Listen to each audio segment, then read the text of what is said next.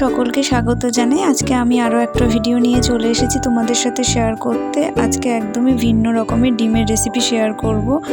তো এই রেসিপিটা করতে খুবই সহজ। তো আমি এখানে 8টা সিদ্ধ ডিম নিয়ে নিয়েছি। ডিমটা আমি মাঝখান থেকে কেটে নিয়েছি। এবার একটা বাটিতে আমি পেঁয়াজ বাটা 1 চামচ, রসুন বাটা 1 চামচ, 1 চামচ লঙ্কা বাটা, 1 চামচ লবণ,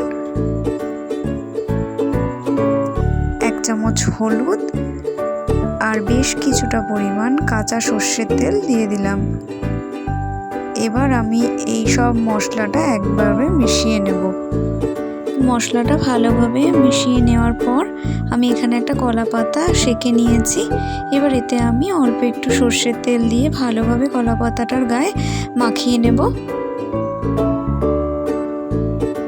এবার আমি প্রত্যেকটা ডিমে ভালোভাবে মশলা মাখিয়ে নেব।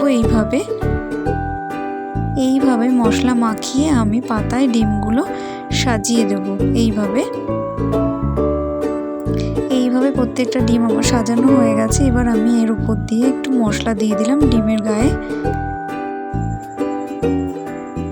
আমি এখানে দুটো মাঝারি সাইজের আলু কুচিয়ে নিয়েছি। এবার আমি এতে 1 চামচ রসুন বাটা, বড় চামচের 1 চামচ পেঁয়াজ বাটা, 1 চামচ লঙ্কা বাটা, 1 চামচ হলুদ, 1 চামচ লবণ আর বেশ কিছুটা পরিমাণ সর্ষের তেল দিয়ে দিলাম। এবার আমি সব উপকরণগুলো ভালোভাবে মেখে নেব। এবার ভালোভাবে উপকরণগুলো মেখে নেওয়ার পর আমি ডিমের পাশে সুন্দরভাবে আলুটা সাজিয়ে দেবো। এইভাবে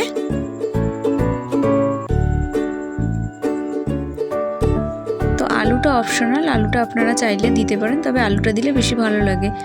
পাতাটা আস্তে করে ধরে আমি কড়াইতে বসিয়ে দিলাম। এবার আমি এতে অল্প একটু জল দিয়ে দিলাম। উপর দিয়ে আমি অল্প সর্ষের তেল দিয়ে দেব।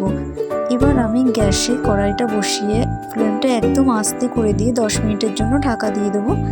10 মিনিট পর দেখুন এটা অর্ধেক সেদ্ধ হয়ে গেছে। তো আমি এটাকে নামিয়ে নেব।